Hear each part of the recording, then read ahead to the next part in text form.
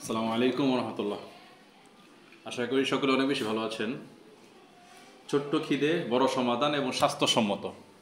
আপনারা দেখতে পাচ্ছেন আমি আমার মেয়েকে আমাদের ডেকিস ছাটা জবের ছাতু দিয়ে নাস্তা করাচ্ছি। যেহেতু ছোট মানুষ নাস্তা করানো লাগে, এটা সেটা খেতে চায়, তাহলে কেন বাজে জিনিস তাকে দিয়ে তার স্বাস্থ্য নষ্ট করব?